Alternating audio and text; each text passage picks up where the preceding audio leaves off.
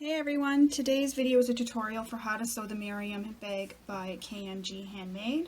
This is a really fun sew. It's got lots of pockets, a zipper pocket on the front and a slip pocket.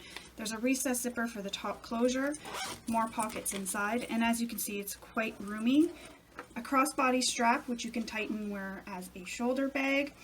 So let's get started. First thing you need to do is cut out all your pieces. There are pattern pieces, but I just used a ruler and a rotary cutter for all my pieces. That's nice that she includes that in the pattern with the instructions. The cutting instructions are listed on page 6 if you want to cut your bag out the way I did. So as you can see, I've labeled. She also includes all the labels for the bag, but I've labeled mine with just some little post-it notes. Another thing I do when I've cut out all my pieces, I like to mark all my centers first thing. Most designers ask you to do this in the pattern as you go, but I like to get this out of the way and done as soon as possible. It just makes me feel like I'm going a little bit faster. There is the zipper pocket overlay. This can be cut out with the pattern piece, or if you have one of the electric cutting machines such as Cricut Maker or Brother Scan and Cut, you can use the SVG file to cut this out. That's how I cut mine out. Made it really quick and easy. So now let's get to the sewing. Also, as you can see, my foam, just wanted to note, is the same size as my pattern pieces. This is because my machine, I know it can handle bulk, so I'm okay with cutting my pattern pieces, and I mean my foam, excuse me, to the same size as my pieces, and some of my shape flex as well is cut to the same size. If your machine can handle bulk, you can go ahead and do that. You can just trim the foam out of the seam allowances before you turn the bag right side out. That's really up to you. She does have options for using fleece, for using Decalville. If you're using foam that is fusible, you can cut it as she says in the instructions, which is smaller because it's fusible. You'll be able to fuse it to your material. If you're using a material such as I did, like a faux leather, cork, vinyl, anything like that, you can't put an iron on this because it will burn and melt. So what you want to do is put the material face down on your ironing board, then your fusible interfacing, and then put a pressing cloth over top and press it. What I would do is do a test first to make sure that you don't damage your material. This is what I do. I've had lots of success with all those materials in the past doing it that way. Now let's get to the sewing. So the first thing in the pattern that she has us do is make our straps, zippers, and connectors. So for that, you need your zipper panels, you need your strap, and you need your Keyminder piece as well. So to save a little bit of time, I've already gone and pressed all my pieces as per the instructions. It's just folding it lengthwise in half, then you fold it again, so you fold like this and press. You open that out, then you fold the long edges in to meet the middle, press, and then you will fold in half again, and that encloses all the raw edges on the sides here. On my YouTube channel, I do have a video tutorial for how I do my short ends here. That's how I'm going to do mine today, but you can definitely follow the instructions she has in the pattern for that.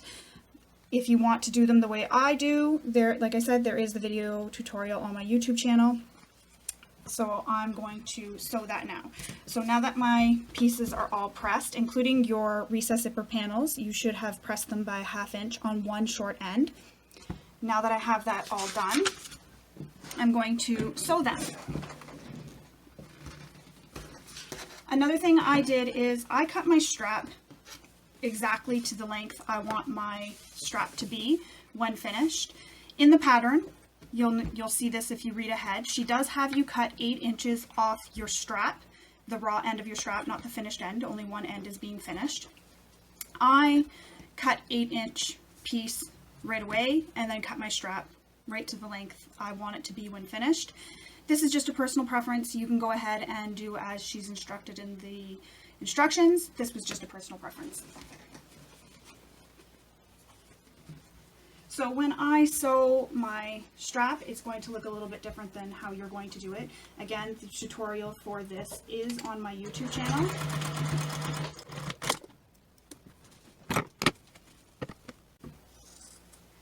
She has us do the straps and all these little pieces now to get them out of the way. I agree with this. I like doing these right away. It gets them over and done with. You don't have to worry about them later. The other nice thing is if your strap is done, you can test the length to see if you like it once your bag is complete, or as you're even sewing your bag. You can check and see if you like the length of your strap. And because one end is raw, if you don't like the length, you find it too long or you find it too short, because this one edge is raw, you can always unpick some of your stitches here, add some more length if you need the length, or cut some off.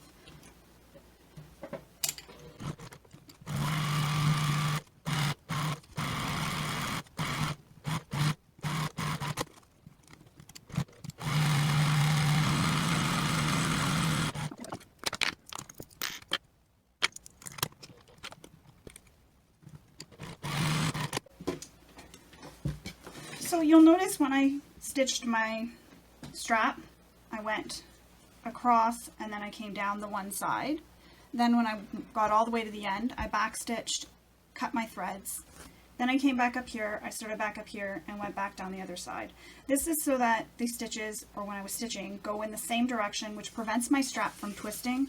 Twisting happens a lot, I find, more with things like cork, vinyl, and full leather, but I continue to do this with my cotton straps as well, just because it's a habit for me.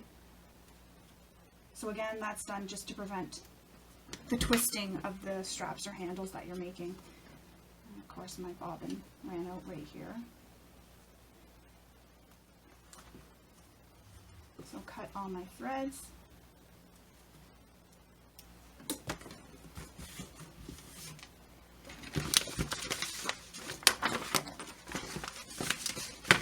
The next thing you will do is attach your hardware for the strap once it's all sewn.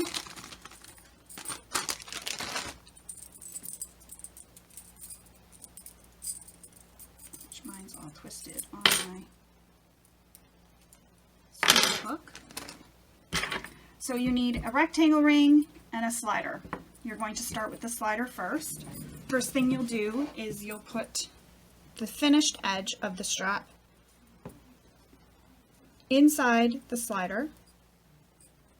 If you have a bar that's movable, like I do, I'd let it drop down right to the bottom, slip it in, then I push the bar up so that it's right against my fabric, and I put this down. You want it up and over the bar so that it's holding the bar.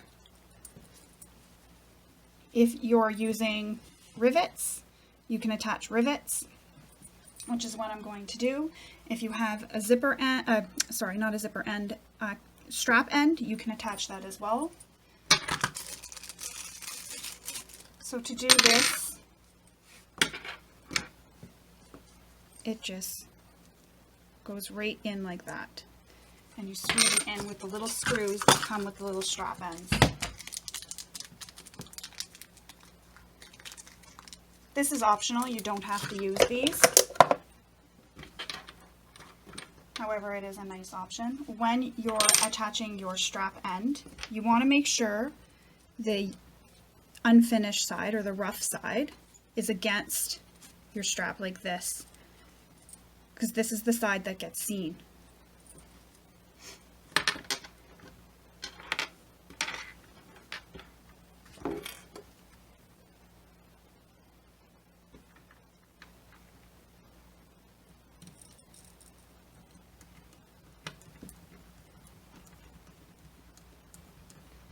If you find that your strap is too thin, you can always fold it a little bit, but as you can see, mine's only folded in 4, and it caught and it screwed right into it.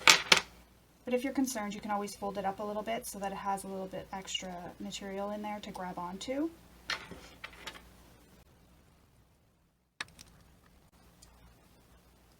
Another thing I often do is add a bit of glue in there. I forgot to do it this time, but that just helps hold the strap in. So there you go, you can see my strap is attached. Looks really nice. And when I fold it to put my rivets on, you can't see the ugly side, as I call it. Now you need to get your press, or however you install your rivets. Sometimes I save this part right for the end, just because I find this part, I'm already punching out other holes for other items, so I might as well, or for other parts of the bag, so I might as well just punch the holes out all at the same time. But for the purposes of this video, I'm going to do it all right now.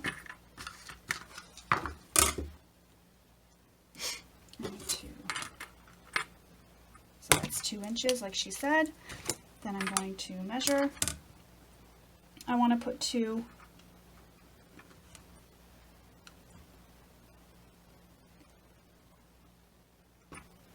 Oops. I want to put 2 rivets.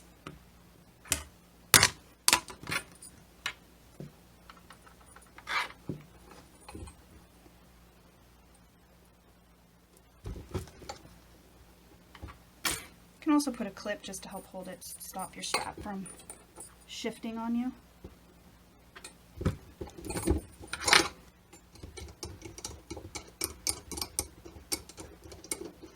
If anything in the video isn't clear, please don't hesitate to write a comment in the comments below, or email me with any questions, or even email the designers of any of these videos that I do. They'll be able to answer all your questions.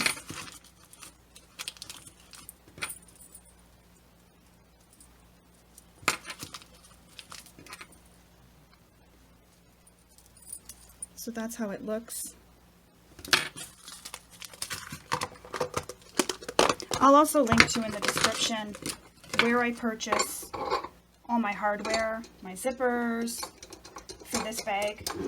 You know, just in case you like anything that you're seeing, you can definitely go purchase it.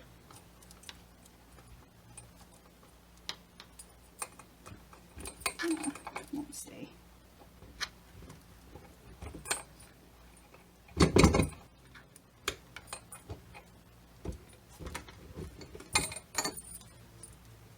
And there we go. Done. The next part is to take the raw end of your strap, put it, so there's, see the nice end? Put it up through the slider. You want to push that bar again against the fabric and back down. Oops, sorry, I made a mistake. Forgot the rectangle ring, so you got to slide the rectangle ring on first. Sorry about that. How are you going to attach it to a bag if you don't have that? So again, slider through and back down, and you have the rectangle ring.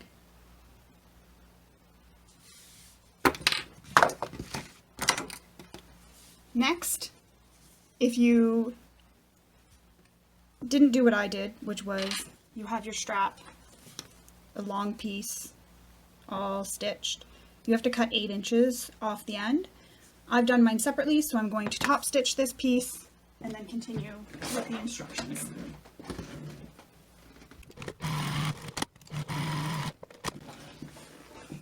So now that it's all top stitched, you take this, put it through, add a clip. This can be set aside for now, but what I like to do, just a little extra step, is stitch this across here with 1/8 of an inch seam allowance instead of holding it with a clip. I also add rivets, but I'll do that later when I'm adding more rivets to the rest of the bag. So I just stitch it instead of using a clip, and then this can go off to the side for now. So you have one raw end and one end with a rectangle ring and your slider so that it can adjust. Put your strap off to the side for now.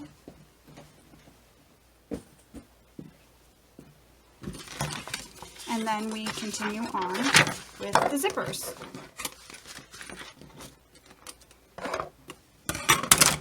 So you need to take out your zipper panels and one of your zippers, the length that she gives in the pattern.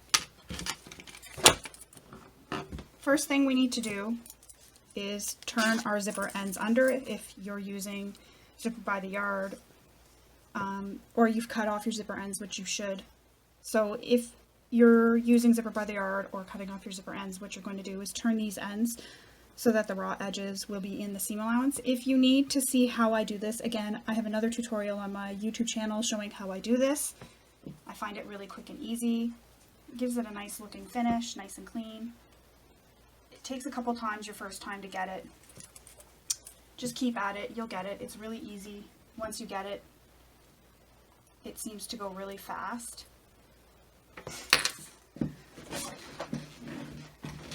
So you turn those ends under, stitch them down.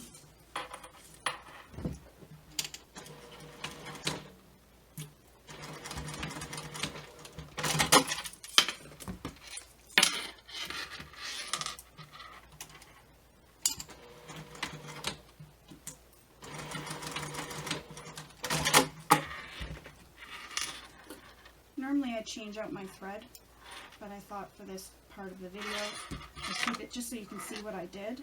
The stitches will show up a little bit better for you on the camera.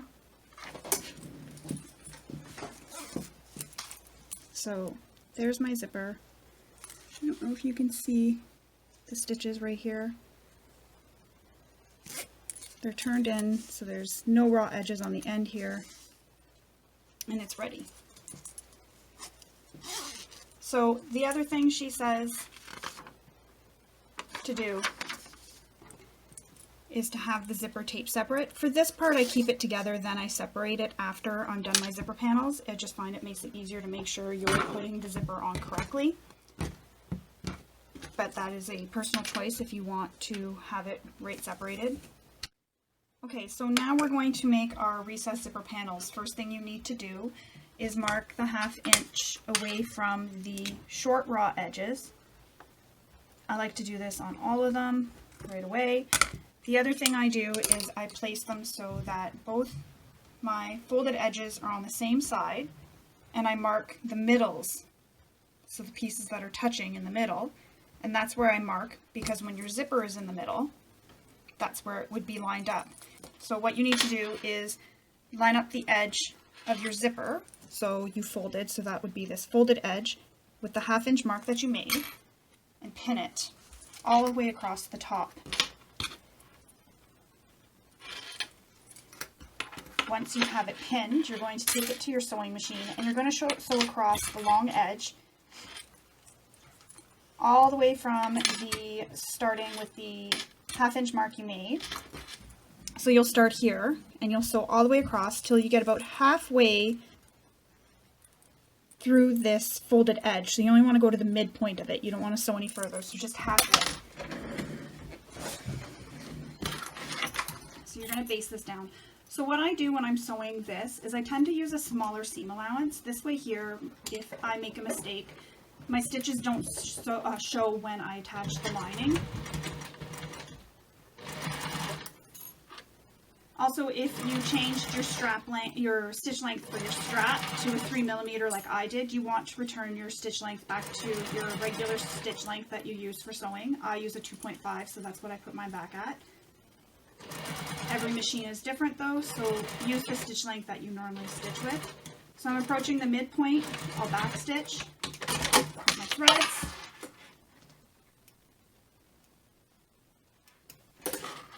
So that is attached to the exterior.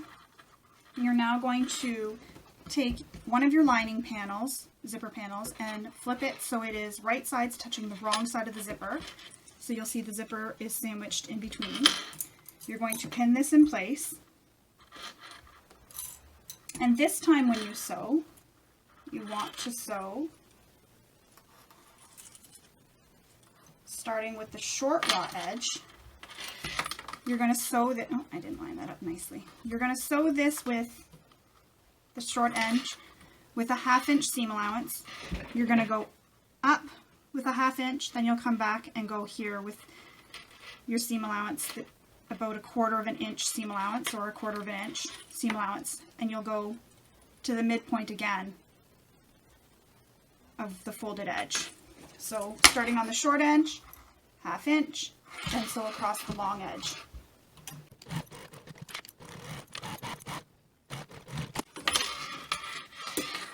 So now that that's all sewn across here and then up, you want to cut this on an angle. This just helps reduce the bulk here in the seam. I try not to cut the zipper, but if you feel it's necessary, you can, just to help make turning your recessed zipper panel easier and a little bit nicer. It reduces that bulk in that corner. Turn it right sides out using a turning tool. So this is my precision turning tool, but any turning tool that you have, chopstick, anything to turn that out. Then we'll give this a press and top stitch all the way around.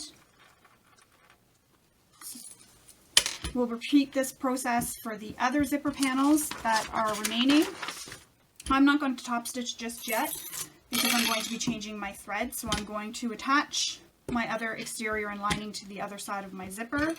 Then I will press and do my top stitching. This is just a personal preference, just because I'm changing out my thread. It saves me a bit of time, then I don't have to change it and then change it again. So again, mark it up with the 1/2 inch mark that you made previously when we first started making the zipper panels.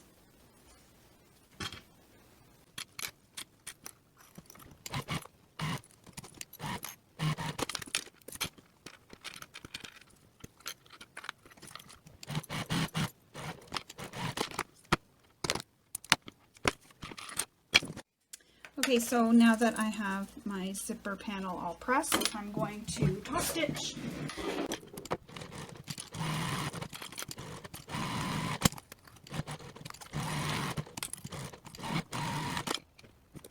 And there is my zipper panel all top stitched and pretty. Put this to the side for now, and like I said earlier, I keep my zipper pinned together. I did a little bar tack here, so I'm going to unpick that to be able to take my zipper apart and take the zipper off. This is added later, so put the zipper pull somewhere safe for now. Your two zipper panels will go off to the side, and now we're going to work on our Keyminder strap. So again, this is something that I already pressed, so you're going to take this, press the long edges in half together, then press the long edges towards the center crease that you made, and then press it all together. Again, this encloses all the raw edges so you don't see them. You can add clips all the way down to hold it. I'm going to give mine another press. And then you want to top stitch. Same thing you did with the strap. You'll stitch down one side, back stitch, then stitch back up.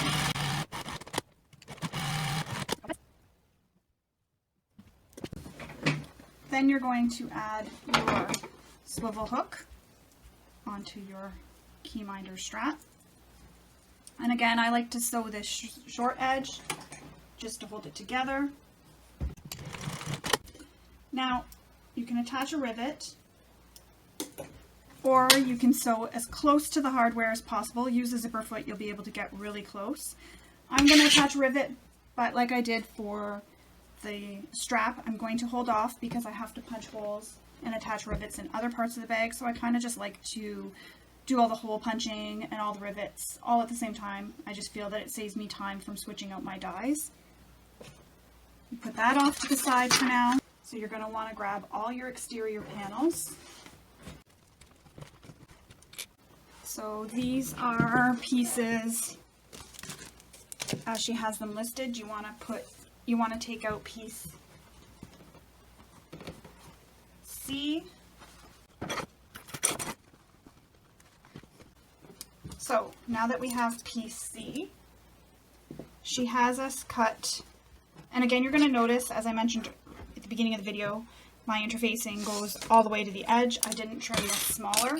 This is because my machine can handle the bulk. So once you cut your C panels as per the instructions, you're going to have pieces that look like this. There'll be 2 larger and 2 smaller. This is going to be your exterior zipper pocket panel for the bottom and the exterior zipper pocket top panel. You'll need the bottom, so take this, place it right side up on your work surface. Then you're going to take your zipper, the length is given in the instructions, and you're going to place it right side down against the top of the bottom exterior zipper pocket. So just something that I wanted to note about my zipper pockets. Whenever I have a zipper pocket on an exterior of a bag, I like to place it so that the zipper pocket is closed towards the front of the bag. So because I wear my bags on my right side, I like to place the zipper so that the zipper closes towards the right. This way here, it's in the front, not in the back when I'm wearing the bag. I always worry about being pickpocketed, so that's why I do this. I mean, really, if anybody pickpocketed me, they'd find an awful lot of hand sanitizer, gum, candy.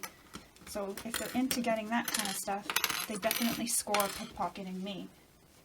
So again, you're going to tape the zipper right side down on top of the bottom pocket panel. Then you're going to stitch it in place. This is where I stitch with about 1/8 of an inch seam allowance. This way here my stitches don't show if I accidentally don't use an accurate seam allowance when I'm stitching the lining on.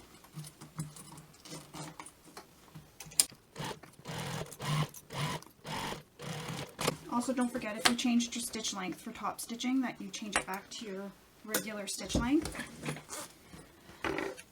Then you're going to take your lining bottom pocket panel and you're going to place it right side down against the zipper. So you're going to have your zipper sandwiched in between, a zipper sandwich, as we like to call it. Pin it all the way across, and then you're going to sew this with a 3/8 of an inch seam allowance. This is where a zipper foot is very helpful, so you can get nice and close to that zipper tape without any issues.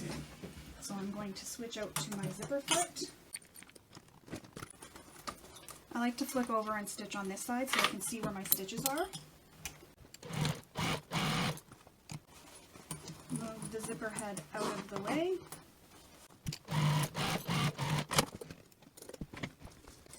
Then you're going to take them, turn them so they're wrong sides touching. Give this a nice press.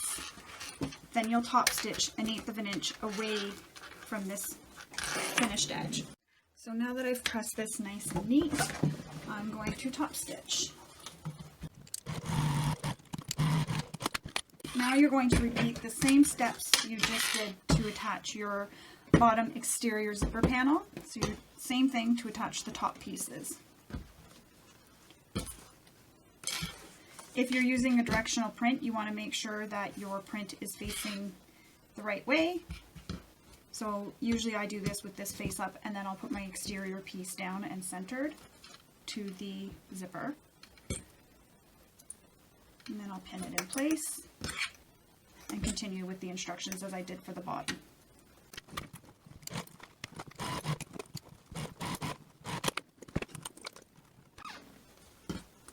When you attach the lining, you'll place this so your zipper is facing wrong side up. Again, if you're using a directional fabric, I'm not really, but this does match up, so I'm making sure it still matches up.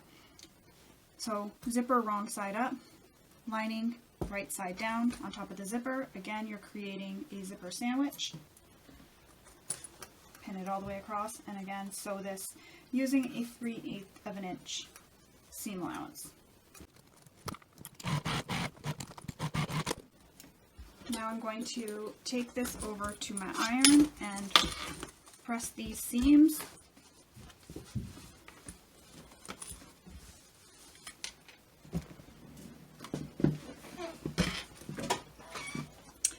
Another thing you may find helpful is pinning these so that they all line up before you press. That way all the edges meet up. Also helps hold it for while you're top stitching. I'm going to switch back to my regular foot. You can keep your zipper foot on if you'd like for this step. Now that's all top stitched. If you have a handmade logo or tag, you can add it here, but as I did on my other bag, I attached it to the top of the exterior.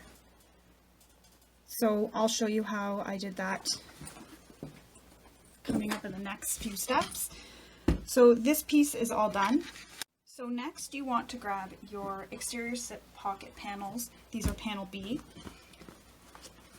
This is where marking the T, like I did earlier, is helpful so that you know where the top edge is and where the bottom edge is. You're going to lay one right side up on your surface with the top edge up. You're going to put your completed exterior zipper pocket piece on top of this, right side up as well. Sometimes what I like to do is I'll base these layers together. In the pattern she doesn't have you do that, but sometimes I like to do that. Then you're going to place your lining pocket piece. This is the piece that will show inside the bag for the slip pocket when you're looking in the slip pocket. You're going to place this right side down on top of the assembled zipper pocket. Pin these across the top,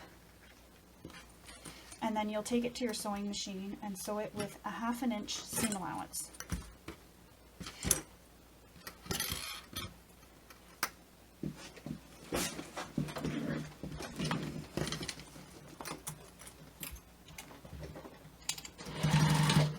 If you changed your stitch length for top stitching, you want to change it back.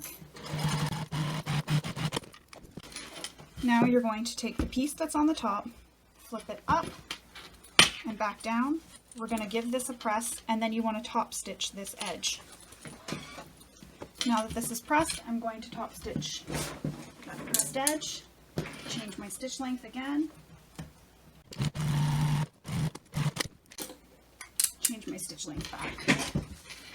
Now you're going to take this slip pocket. It's all assembled. If you reach inside, you can see that this is where your pocket would be for your zipper pocket. You're now going to take this, lift the top exterior zipper pocket piece and the piece that would be inside your zipper pocket, flip them up out of the way, and you want to measure down 3/4 of an inch from the top edge. I just flip this around so I can see better. So you're going to measure 3/4 of an inch down from the top edge. And you want it to be centered as well, so make sure you're centered.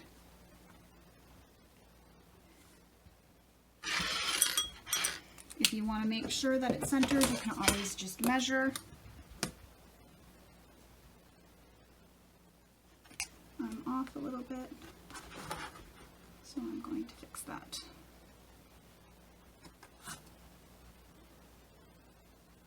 Actually, I wasn't off, I was pretty much right on.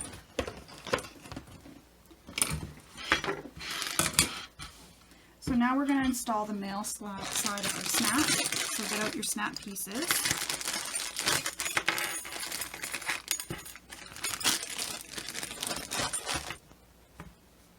So I like to take my washer and draw where the prongs will go. Then I take my seam ripper. Oh, sorry, before I do that, I also do the same thing with a piece of Peltex. I like to use Peltex. You can use Decoville Heavy, you can even use a piece of foam. This just adds extra stability behind the magnetic snap. You're going to take your seam ripper, carefully cut those holes you made. Do the same in your Peltex. You don't have to be as careful with this. I then like to add some free stop to where I made the holes.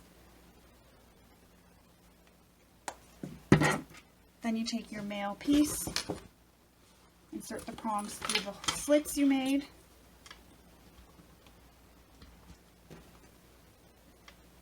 and this is just my personal preference, but I like to push them in towards each other. Some people push them away. I've done both. I don't find there's a difference.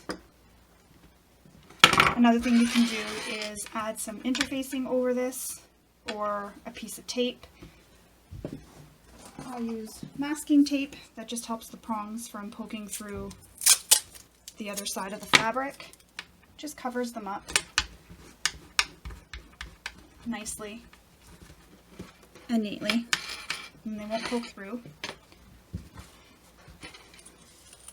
So now that your prong is in place, you're going to take one of your main panels. This is where it's helpful to have marked the T, so you know which way is the top. Place it right side down on top of your work surface. Then you're going to line up the bottom of your completed pocket, pin it in place,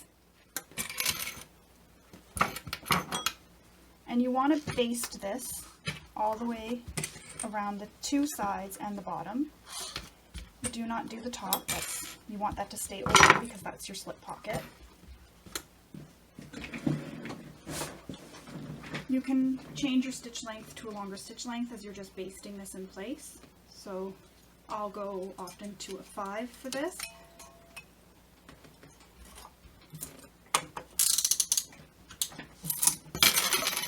So you're going to baste this in place. Make sure your zipper is in the center. So basting stitching is done with an 1/8 of an inch seam allowance. Don't worry if it's not perfect stitching.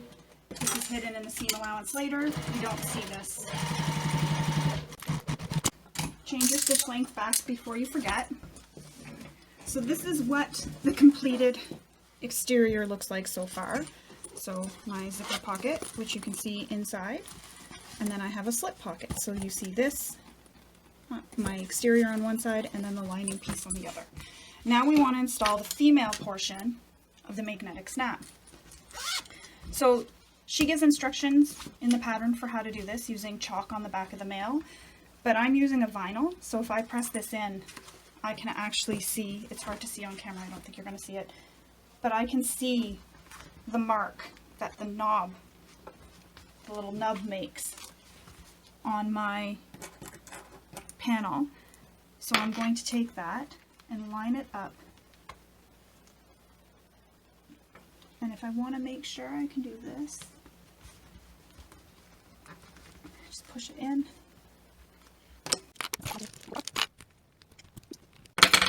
So I've made the 2 marks. I just tried to grab my friction pen instead of my seam ripper to rip the holes. Make the holes. You then want to repeat with the Peltex foam, whatever you're using for that extra interfacing. Again, I do this just for some extra security. Cut the holes in that. And then you'll install the female prong through the slits. This is where you can see, as you can see, my male half of the snap grabbed my female prongs, my female half I mean, so I know it's going to be lined up because it grabbed it when I flipped it over. I'm using my screwdriver to push these down because I find it hurts my hands to do that. And then I flatten it on my table. And as you can see, nice installed magnetic snap. Now we want to attach our gussets. So you'll need to take both your gussets. Again, this is where it's helpful that I marked a T, but it's quite obvious when you're looking at your main panel, what is the top and what is the bottom. The other thing is you have these extra zippers here. I like to trim those off. Just helps reduce some of the bulk.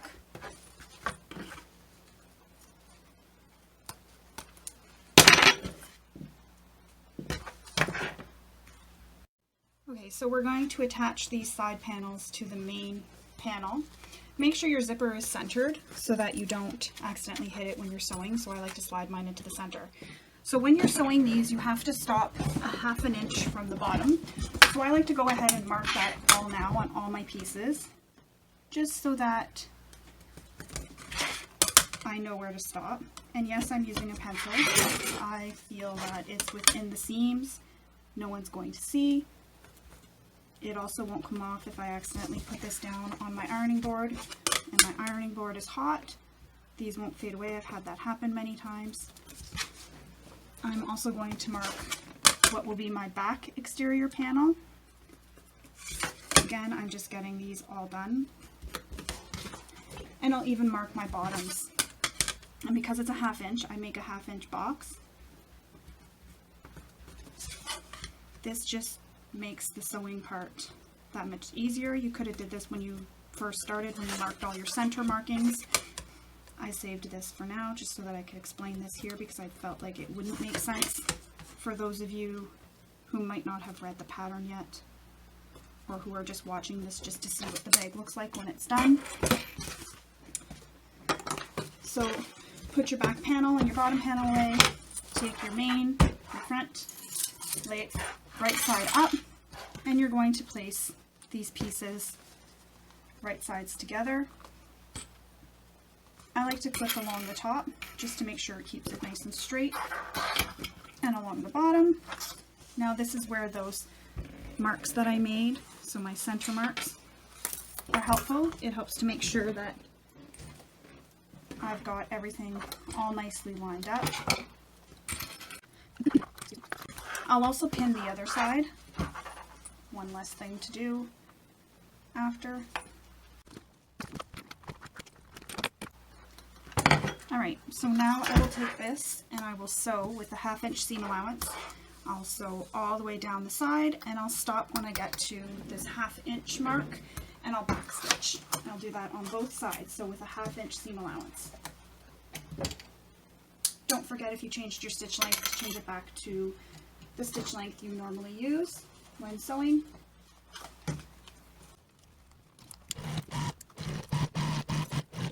One more thing I like to do is, where this zipper is, I like to go back and stitch over that a couple times just for extra strength in that seam.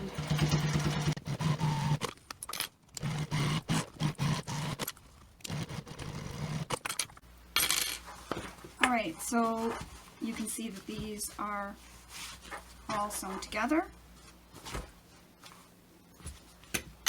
So now we need to attach the exterior, the last of the exterior panels, back to the side panels again. Again, sewing with a ½ inch seam allowance and stopping a ½ inch away from the bottom of the bag. Another tip is, if you're using, like I am, black for your exterior, black fabric, black material, using a black thread will help blend the stitches so that when the bag is pulled or turned right side out, it's not easy to see those stitches, they sort of blend. You can also use a little bit of a shorter stitch length, and also stitching over or just slightly off within the seam allowance of the stitches will help add some extra strength and security so that those won't pull apart and you won't see these stitches. And that's just a little tip, which is why I'm using black thread and not my rainbow thread for this stitching. So again, sew this with a ½ inch seam allowance, stop a ½ inch from the bottom.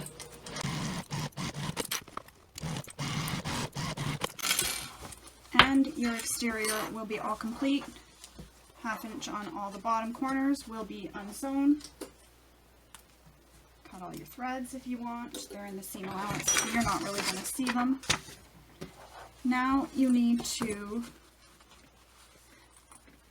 take your exterior bottom, or base, sorry, I keep calling things the wrong names, but this is the base, and these were the gussets, not side panels, that I just sewed to the main panels. You're going to take your base and clip it, or pin it, lining up your center markings with the long edges. So the long edge at the bottom of the main panels with the long edge of the base together. And then you're going to, oh, it's going to be hard to show you, Then you're going to sew starting and stopping a 1/2 inch from each edge. So you're going to sew the long edges starting and stopping a 1/2 inch in from each edge. Sewing it with a 1/2 inch seam allowance.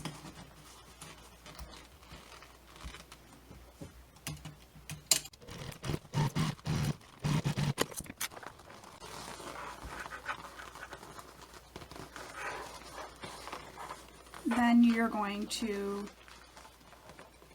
clip this or pin, again, lining up your center marks. These center markings I find are really helpful, making sure you get everything lined up nice and neatly. So you'll pin it, and then you're going to sew with a 1/2 inch seam allowance, starting and stopping a 1/2 inch away from the edges where you marked, so those 1/2 inch markings that you did.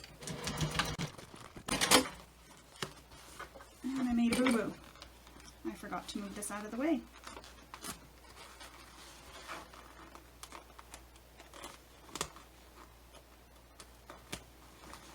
Alright, let's try that again.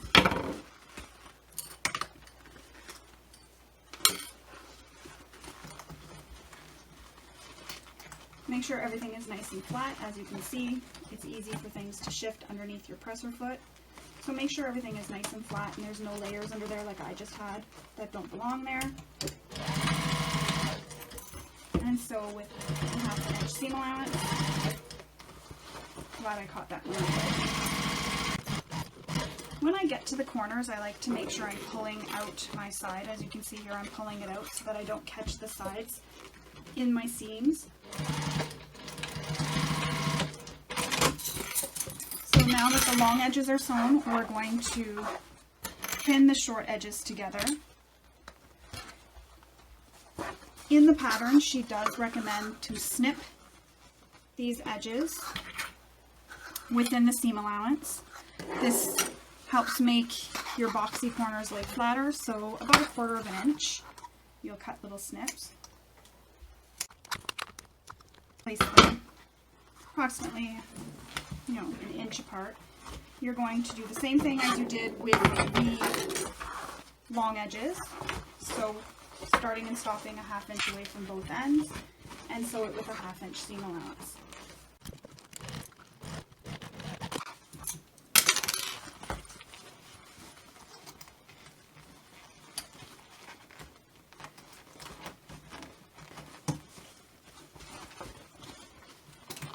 So this, because there's so much bulk here, you may have a hard time getting it under your presser foot. What I'll do is go in through the middle and then pull backwards on my bag. Just be careful that you don't pull too hard.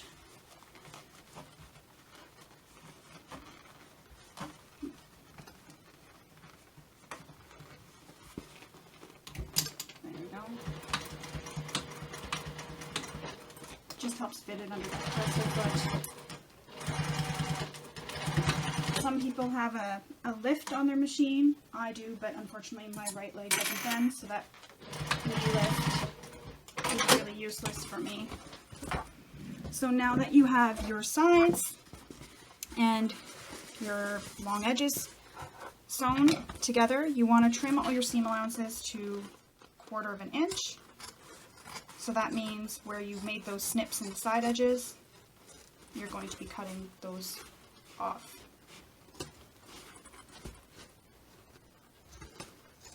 Be very careful not to trim your, or cut into your stitches. This helps reduce the bulk, so when you turn the bag right sides out, the bag will sit nice and flat. You'll get better boxed shapes.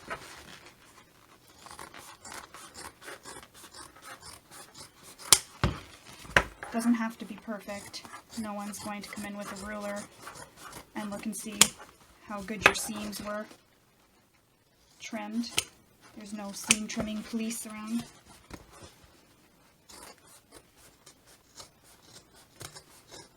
Just be careful when you're cutting over your zipper that your scissors don't shift on you. I've had that happen before and I accidentally cut towards my stitches, so I had to fix them.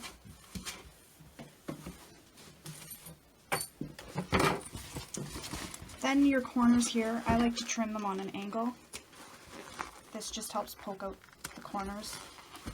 Careful not to cut your stitches again. If you cut them, you can go back in and re-stitch those, like I did when I accidentally cut when I was cutting my zipper before.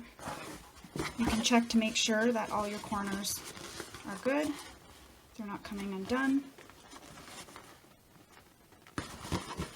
You didn't clip any threads. Check your corners, and then your exterior is complete. But you're not done with the exterior. Now you need to attach your strap. So this is where I'm going to take my rivet press and I'm going to add my rivets to this now. So I will do that quickly.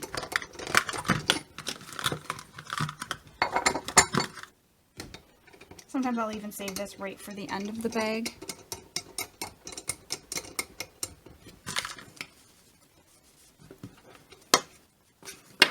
So I'm going to put a rivet as close as I can.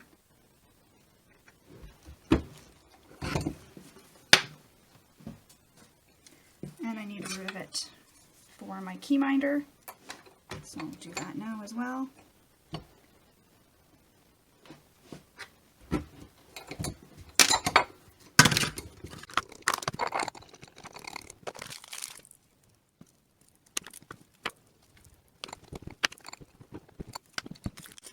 Don't put your rivet press away just yet if you're using rivets. Another option instead of rivets, if you don't have a press, is to use Chicago screws. Oops.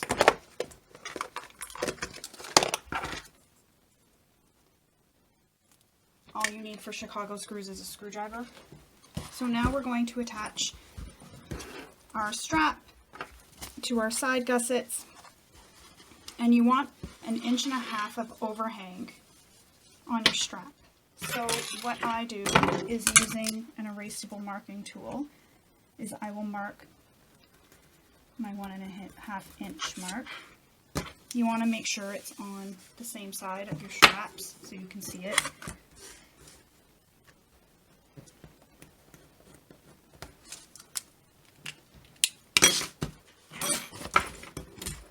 The bag is still wrong side out.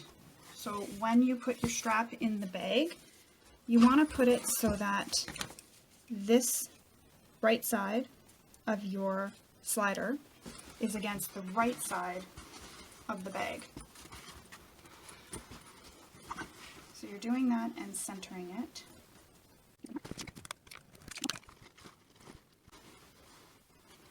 Pin it in place. If it's not 100% centered, don't panic. You can keep adjusting it until it is, and if it's not and it's off by a little bit, that's okay. No one's gonna, again, measure.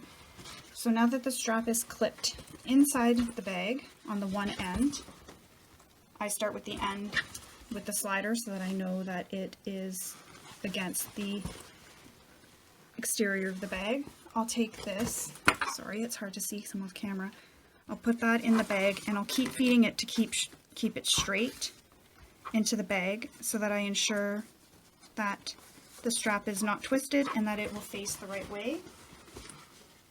Then I'm going to pin this again on this side, 1.5 inch and centered. So you have that 1.5 inch overhang of your strap. So when I pull this out, you can check and see if it's twisted. Mine's not. Put it back in the bag. And then you're going to face this in place. I'll stitch back and forth over this a few times for extra security. So clip any of your threads.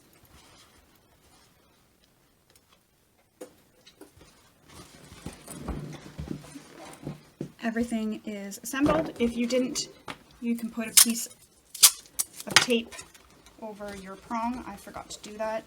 If you had Decoville light that you were using, you can still do it. You can still iron it on.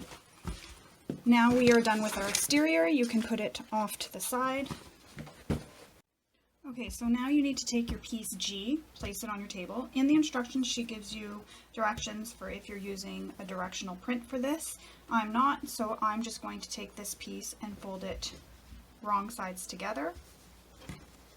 I'm going to give this a press, and then I'm going to top stitch the pressed edge with a 1/8 of an inch seam allowance. Then you need to take one of your lining main panels, place it so that the top edge is at the top.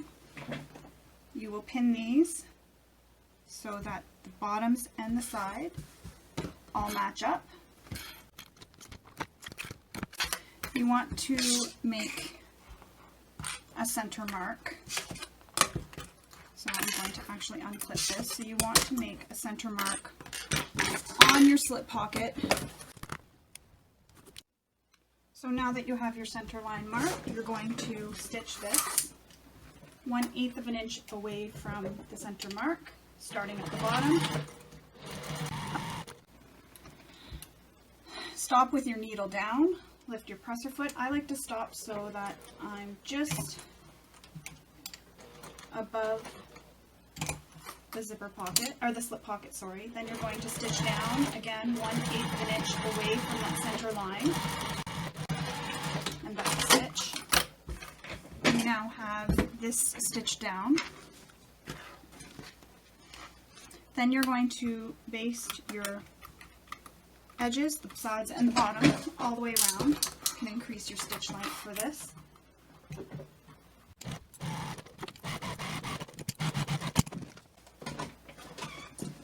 And that's how the completed pocket will look. Put that off to the side. Now you need your zipper pocket panel for the interior. This is piece F. I didn't interface this. This is just a personal preference. You're going to place this, place this so this is right side up on your table. Place your zipper so that it is right side up on top.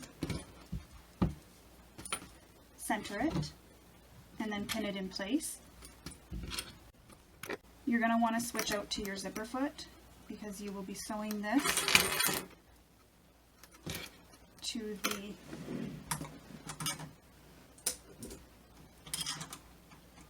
pocket piece. Change your stitch length back, and you're sewing this with 1/8 of an inch seam allowance. Another thing I do with zippers so that my zipper pulls don't come off is I create a bar tack on each end, and that I just do by stitching back and forth over the zipper teeth. Be careful when you're doing that. You don't want to break a needle or cause any damage to your machine. So now you're going to take this piece, you're going to bring this edge to meet it with the zipper. Make sure it's centered and everything's lined up. You can tell if it's lined up by the side edges here. Pin in place. And then you'll sew this as well.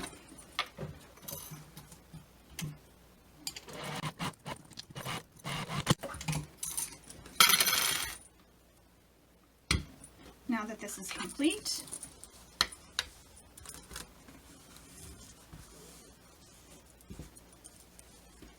so as you can see, when you reach inside the pocket, you see the right side of the fabric.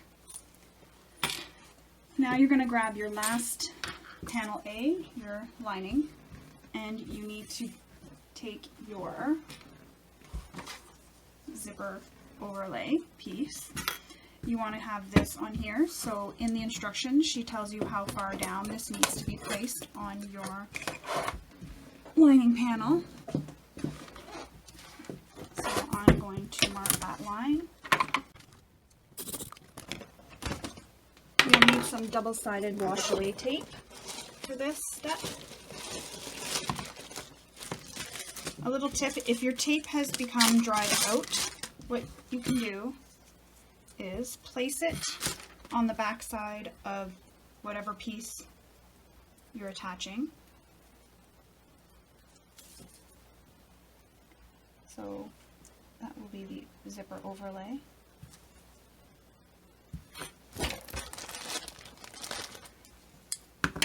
Then once you do that, you can take it over to your iron and put a pressing cloth over it. Don't remove the back side covering. You want that to stay on, but put a pressing cloth over this whole thing and then give it a press. That just heats up the glue and gets it sticky again. I find sometimes over time the tape kind of loses its stickiness. Then nothing sticks anymore. So this helps. So put a pressing cloth over it and give it a press. So I've just given it a press just to get the tape to be sticky again. Just heats it up. And now you will place this so it is centered. So I just give this a little fold. And then I fold my lining panel. And I line up the folds.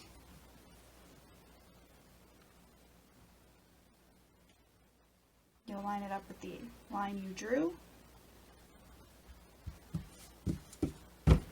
Press it down. And now you're going to stitch this in place, just the outer edge, not the inside edge, just the outer edge with an eighth of an inch seam allowance.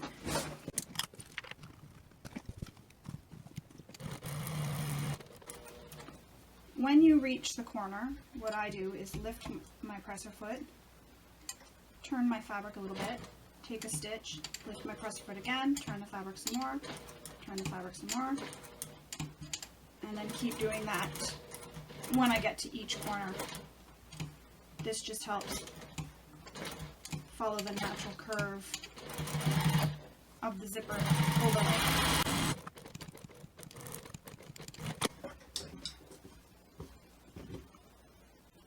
Then you have a nice zipper overlay stitched down. Now you need to take your seam ripper and create a hole in the middle. Then you're going to cut this out with an eighth of an inch away from the stitches. This is creating your zipper opening. Be careful not to cut your zipper overlay. For this, I find it easier if I use my duckbill scissors. Just helps me get close without cutting that zipper overlay. It keeps the zipper overlay behind the bill of the scissors. This doesn't have to be perfect. You're not going to see it. And now you have the hole cut out.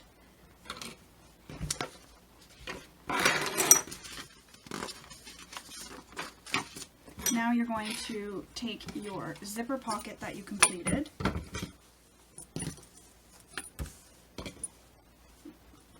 lay it down. Depending on which way you want the zipper to go, you can have it going this way or this way, whichever way. You need more double-sided tape. Again, if your tape has lost its sticky power,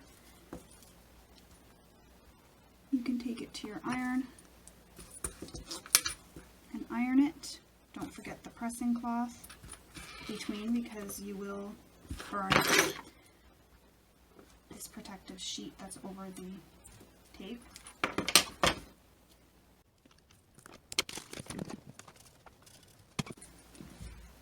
So you'll unstick the top side, so the pocket is like that. Then I'm going to place my zipper so that is centered, zipper pull, sorry, and I'm going to center this inside the zipper pocket opening as best I can.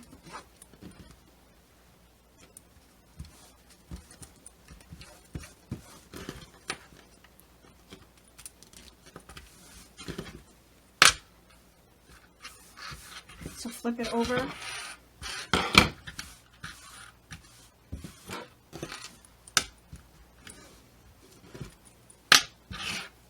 going to cut the bottom edge.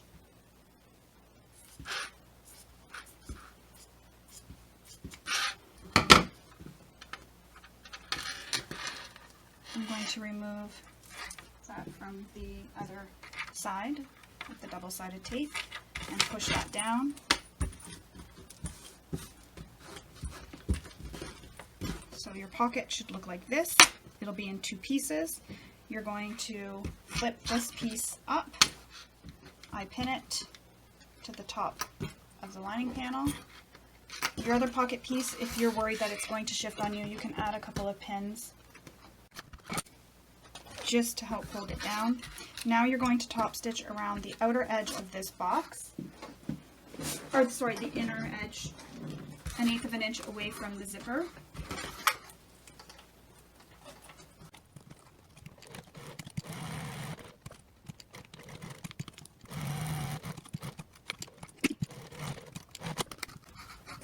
Now you have the zipper stitched in place. It won't move on you. It's there. As you can see, it's stitched. Now you want to line up the bottom of your zipper pocket and the sides, and you're going to sew just the sides of your zipper pocket, not the bottom. When I cut my zipper pocket, I accidentally kind of cut it off. I didn't cut it very straight. That's okay if you didn't cut it straight. What you can do is just line up the sides and trim it after you sew it. Sew the sides so that you get a nice even pocket.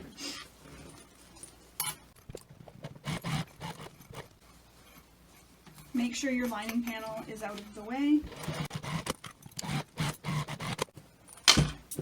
Now I will trim my zipper pocket so that it's all even. Again, this isn't a huge deal if you didn't get it cut evenly. There we go. And then you have a zipper pocket with a hole in the bottom of the pocket.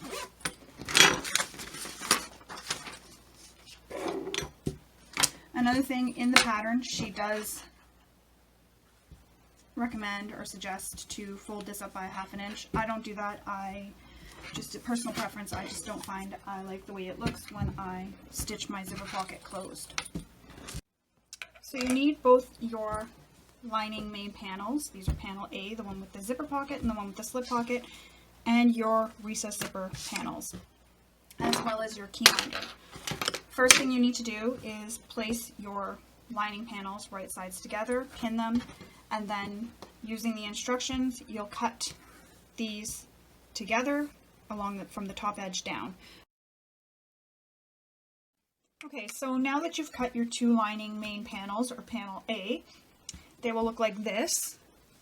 So you'll have the top piece that'll be smaller than the bottom. I go back and I mark the centers again. Now you want to take your panel with the pocket. I keep my top piece together with it. And your Keyminder. We're going to be attaching this to the bag. So in the instructions, she says to measure 1.5 inch over from the left-hand edge. So you're just going to make a mark, 1.5 inches over. And then you will place this there with 1/2 inch of the Keyminder sticking up out the top. So I mark a little 1/2 inch mark.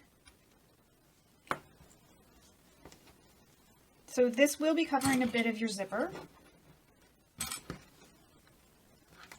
If that bothers you, you can place it on your other panel with the slip pockets. We will stitch this in place using 1/8 of an inch seam allowance. I go back and forth on this a few times, just for extra security. And now that's stitched in place. Don't trim this. You want this to stay exactly like that. Now you need your recessed zipper panels that we made. So they will look like this when they're on the bag. So what you do is I put them together, I pretend like there would be a zipper on them, and I lay it on because you don't want to have it where they go like this. You want to make sure that the raw edges align with the top raw edge of your lining main panel. So when it's like this, the other main panel would be between. So you're going to center, so mark the centers of your recessed zipper panels. You're going to line them up centered with the main panel, the lining main panel, sorry. Pin it in place. This is going to be placed, as you can see, with the zipper panel right side up. So the wrong side of the zipper panel is facing the right side of my lining panel. Another thing I like to do is tuck this inside here. This just helps hold it in place. That's what it's going to look like. You will stitch this. Oh, that was the other thing I needed to mention. Depending which way you want your zipper to close or open when you're wearing the bag, you'll want to orient your zipper that way. So if you want your bag to open from the right to the left or the left to the right, again, when I wear my bags, I like them to be closed so that the opening is towards me, or the zipper is towards me, I mean, towards the front. Pin it back in place, lining up your center marks. Baste this in place. I just tucked this in, I untucked it. Although it's kind of pulling it sideways, so I'll hold off and do that after. Baste this in place. I'm just going to follow the stitching line that I did when I stitched the zipper panel.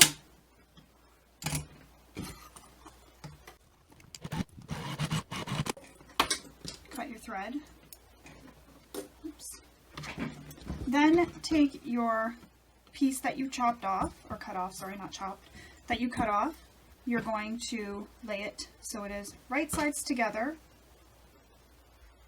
with the zipper panel. Pin it in place. And you will sew this with a 1/2 inch seam allowance. This is where I'll now tuck my Keyminder into my zipper pocket just to keep it out of the way for the next few steps. This will need to be pressed. So I'm going to press my panel.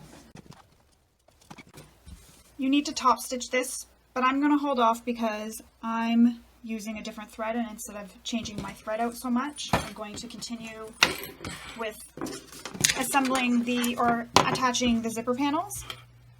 So now we need to attach this one, but because the zipper is not together, that makes it kind of hard. So what you can do is lay the zipper panels so that they are facing the right direction on top, so that if there was a zipper here, it'd be closed.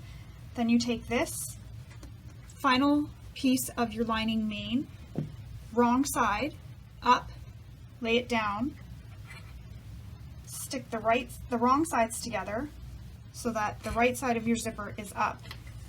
You can pin it, and then you can check and see if, when the bag is constructed, if this will be correct, which it will be. She has another tip in the pattern, but that's just how I did it to make sure I had it correct. You'll again repeat the same steps as you did for attaching this one base to the zipper panel to the lining main panel. Then you're going to attach your top piece. So I'll sew that all up.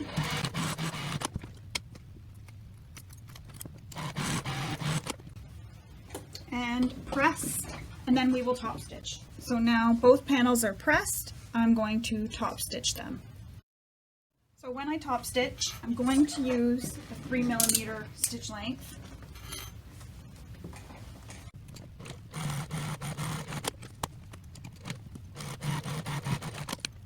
Turn your threads.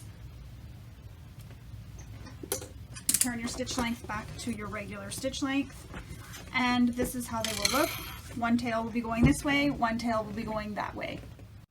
So now that we have our main panels constructed and top stitched, the next step will be to assemble the lining as we did with the exterior. So add our gussets or side panels and our base. So these are the side panels. So I'm going to tuck my zipper end into here and zip that closed.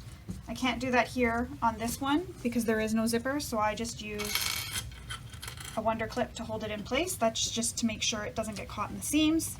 Again, I marked the top, but looking at the length, you will know what it is. So in the pattern she mentions, because we cut the lining panel into two pieces, this is going to be 1 inch shorter than the gusset. So we need to trim our gussets down by 1 inch. We need to mark those 1/2 inch markings just like we did for the exterior. And again, I'm using pencil because pencil will not erase on me. It will be there. Another thing to mention is the 1/2 inch marks that I made on the sides will not line up anymore because we've trimmed it by 1 inch, and also because the lining main panel was trimmed also by, trimmed into two, sorry, not trimmed by anything, but trimmed into two. So they won't match up on there either. So this is just something to note if you're going to try and line those up. It's more important to make sure that the panels line up on the sides and on the top and the bottom.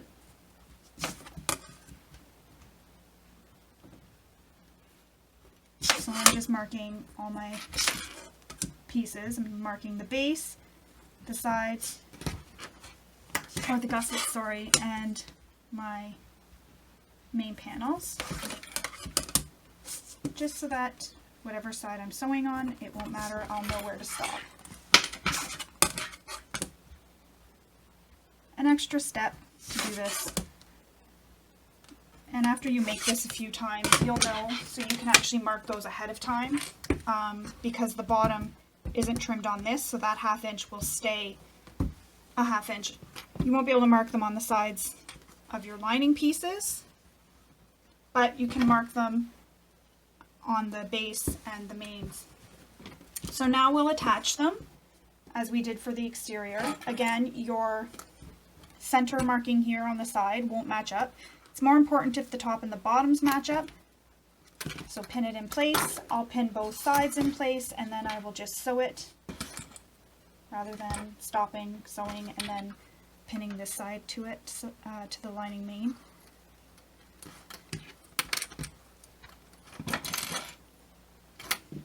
So now that we have everything pinned, we need to sew it with a 1/2 inch seam allowance, starting at the top, going all the way to the bottom, and stopping a 1/2 inch away at those markings we made, just as we did on the exteriors.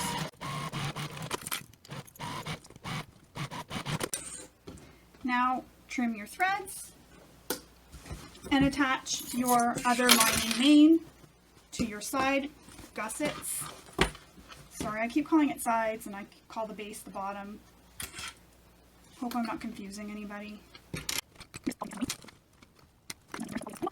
So I have those clipped.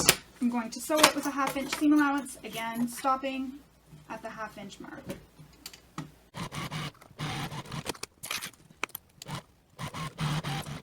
Clip all your threads. And then these are sewn together. Now we need to clip our base to the long edge of the lining mains. So pin it in place or clip in place. And we're also going to sew this with a 1/2 inch seam allowance. We're going to start and stop a 1/2 inch away from both of the short edges.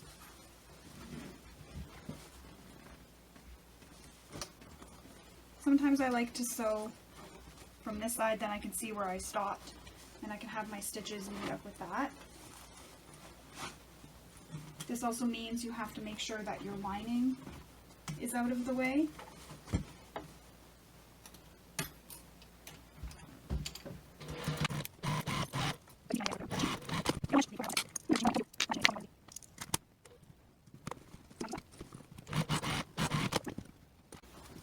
Now I'm going to pin the other long edge together. Again, make sure that your lining side gussets are out of the way. Starting and stopping from that 1/2 inch mark. If you go over, not to worry, you can always take your seam ripper and unpick a few stitches and then re-stitch it. Like here, I went over a little bit. What I'll do is I'll just unpick, because I've back stitched, I can unstitch one of the stitches. Same thing here, I can just unpick one of the stitches, and that's it. If you're worried about it, you could always go back over and re-stitch those corners, but you don't need to, it's not necessary. Now we need to line up the short edges. And as we did with the exterior, you're going to make some snips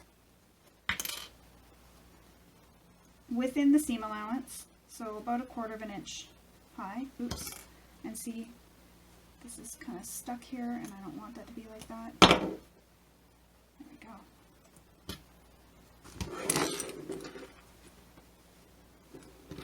Same here, I got this stuck. Of course, all these issues would happen right when we're almost done. But it just goes to show that it can happen to everybody. The seam ripper is always handy because it fixes all mistakes. Everything can be undone and re-sewn. I try not to panic, unless something goes horribly wrong, of course, but I try not to panic. I always think, well, I have my seam ripper. If something goes wrong, I can just pick it apart and restart, and there's been times where I've picked almost a whole bag apart just to fix one error. We've all been there. So, sew this again, 1/2 inch seam allowance, starting and stopping 1/2 inch from the ends. I use my pinking shears to trim these seams down just because it's quilting cotton. Just in case it frays a little bit, this will help. Doesn't have to be exactly 1/4 inch. Again, there's no one gonna come and check your bag to see if it's 1/4 inch.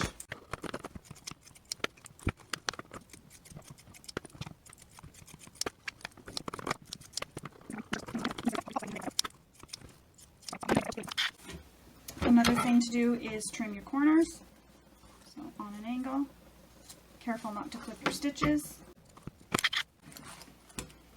And now your lining is fully constructed. I like to check the corners to see if there are any holes or if my stitches are coming undone. I've accidentally cut them. They are not. Looks good inside. Okay, so now we need our assembled exterior and our assembled lining. We're going to turn our exterior right side out. This is kind of like a partial moment of truth to see how all your stitching is. It's a good time to check everything, make sure it's all good. If there's any issues with your stitching, you can go back and fix the stitching up now because the bag is not fully assembled yet, meaning there's no lining in it, no nothing.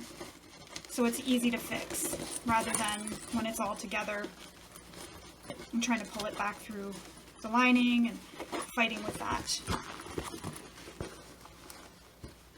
I'm using my precision turn tool to poke out my corners, but being very careful so that I don't push it out too much and poke a hole. If you're finding that your corners aren't pushing out enough, you might need to trim some more of the bulk down in your corners, which I feel I need to do where this front is because there just seems to be a lot of bulk.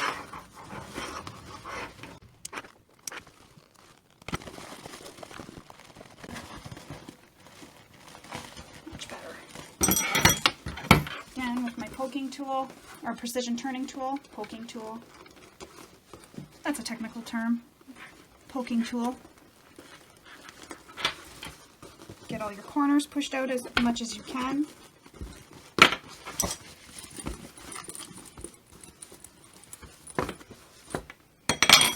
Now, I mentioned earlier that you can put a handmade label right here That's where she has you put it in the instructions, but I like to put mine at the top up here. So I will show you how I do that. Don't lose your zipper pull if you've put it somewhere safe.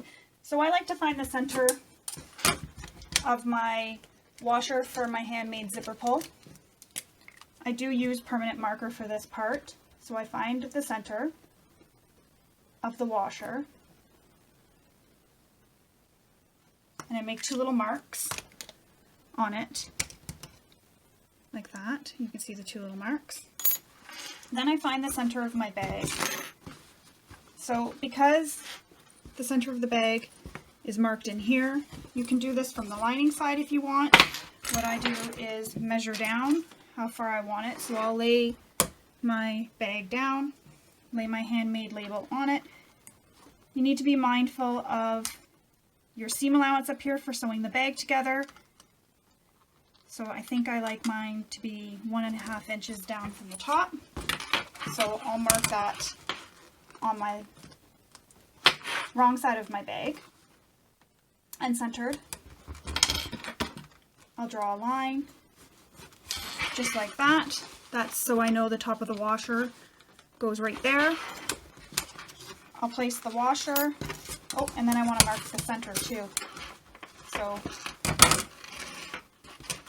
find my center, mark the center. So like a little T. If you're concerned about how it's going to look, you can kind of see when you do this, pushing it in through the bag, how it's going to look. I'm happy with that. You'll note that when I did this with cotton and I made the holes or the slits with the cotton, I added fray check, but with vinyl, cork, or faux leather, I don't, because it doesn't really fray, so it's not needed. What I did, sorry, with the magnetic snaps, I also use a piece of Peltex. Decovale Heavy works just as well. Extra foam. It's just for that extra security. You'll put your handmade label in. Just make sure you don't put it upside down. I've done that before and got it all pressed and then had to take it apart. And I didn't notice literally until the bag was top stitched and everything that it was upside down. It was when I was taking photos. I was so proud of myself. Got to taking photos and realized it was upside down. And that's how it looks. So now you want to take your assembled exterior. I'm going to tighten my strap a little bit just so that there's not as much slack here.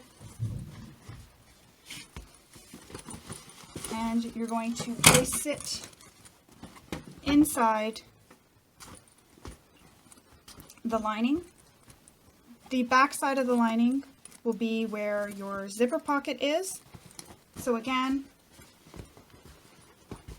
you need to be mindful of how you place this, because I wanted my zippers to be like this when I wear it. So I check how my bag is. This is what I do. I lay this down and I have it so that my bag would be as if it was on me like this against my body, and I check, yep, that's good. I'll put it inside.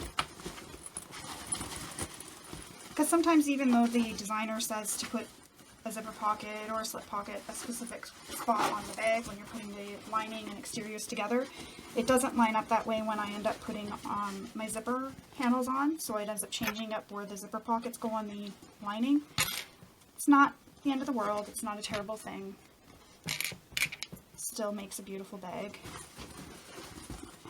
So you're going to clip the bag together at the top all the way around.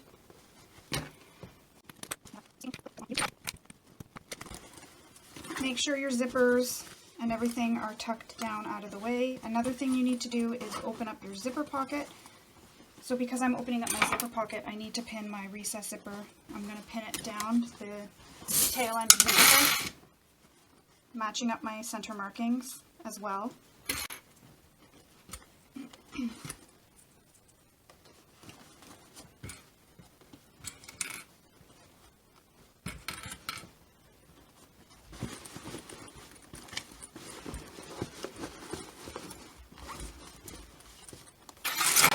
You can use as many pins, as many clips as you want.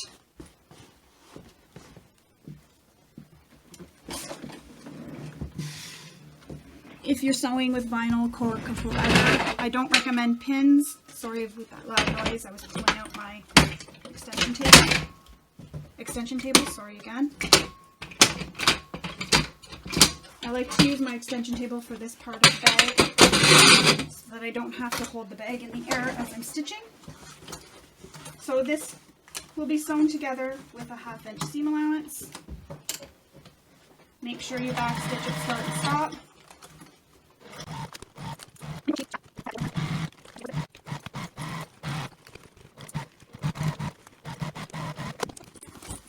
So now you will trim your seam allowance. Just want to mention where the strap is, I back stitch. This just reinforces it. So we trim our seam allowances to 1/4 inch. You will not be trimming where the strap is, so go up to the strap.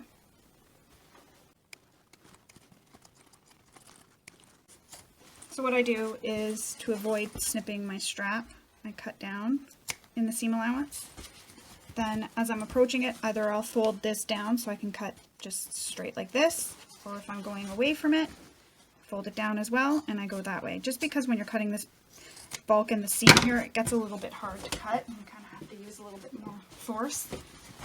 My seam allowance when I cut is not exactly 1/4 inch. That's not a big problem as long as you didn't clip any of your stitches. Now we need to turn our bag right side out through the opening. Try to be very careful. You don't want to damage your bag or pull any stitches out.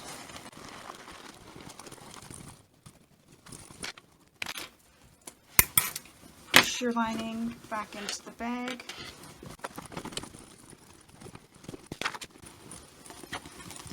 So I didn't leave the opening in the bottom of my bag, I leave it in a zipper pocket. I just find it looks nice when I turn my bag. I don't have to worry about closing up my lining.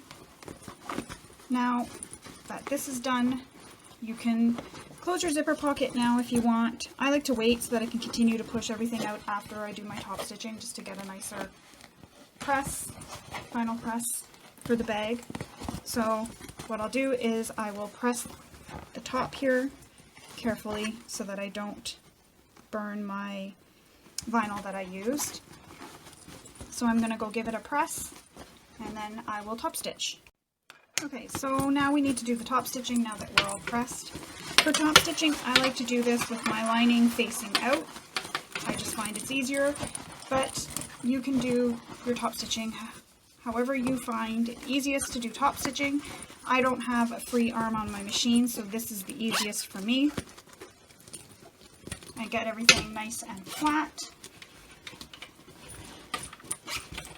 This is also why leaving that pocket open sometimes I find helps, because I can then take my turning tool and I can press this seam so that, push it up into the seam so that it flattens it a bit.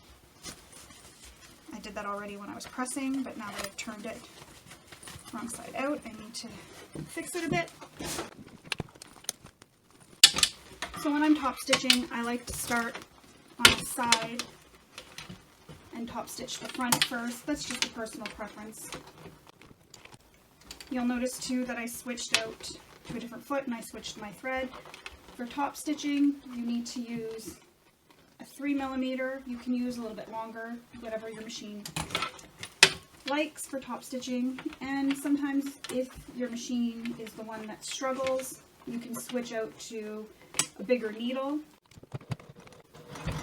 Make sure you back stitch to lock in those stitches.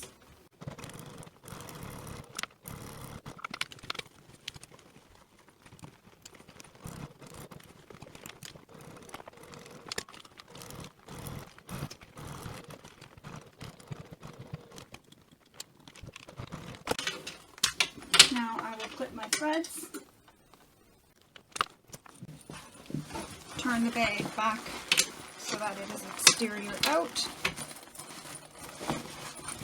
This is why leaving the opening in my zipper pocket was important for me, because I go back and sometimes my corners get pushed back in.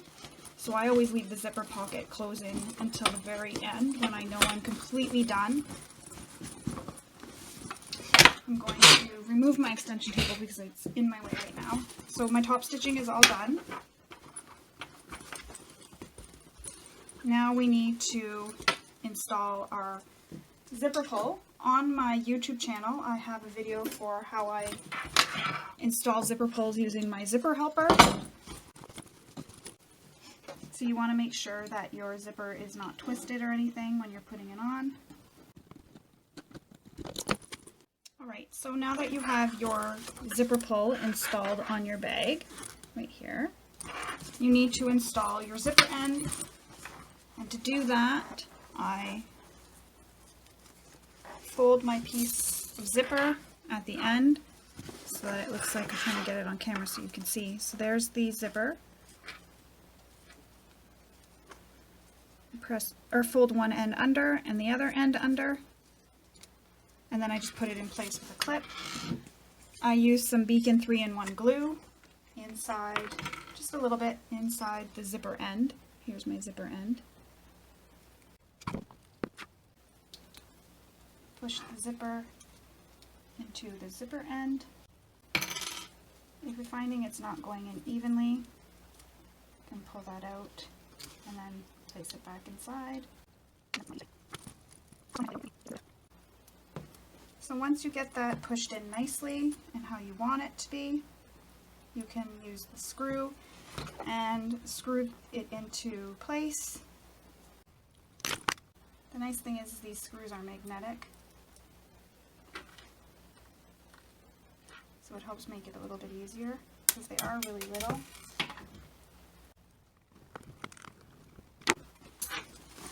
And there you go, zipper end installed. The last thing to do is to, or second last thing, is to install some rivets. She has the measurements in the pattern for where to install them if you want them here in your bag. It's going to be hard to see my mark because it's black vinyl.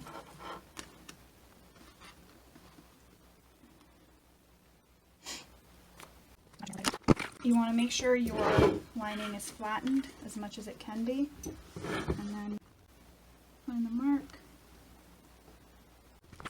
And then with the other side, same thing, find the mark.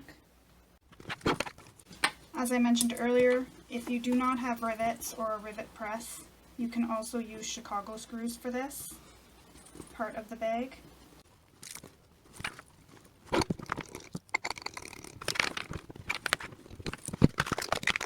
So now I need to close the opening in my pocket.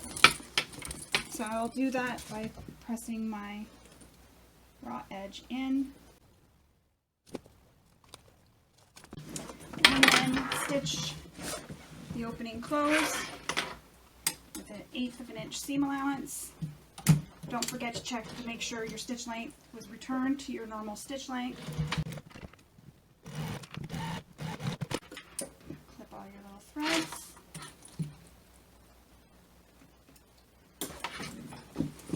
Tuck the pocket back in. Fix your lining so it's pushed all the way down. Get your zipper up. Give everything a nice flattening.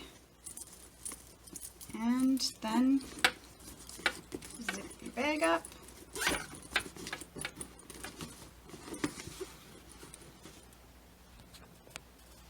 And it's done. Step back, admire your work. Pockets, bottom. If you really wanted to, you could add purse feet down here. It's a fun bag to make. So I hope you enjoyed this tutorial and maybe picked up a few tips along the way. This was my first video tutorial for making a bag. So I was a little bit nervous along the way. I hope it was easy to understand and you really enjoyed it, and I look forward to filming more of these in the future. Hope you all have a wonderful day. Bye.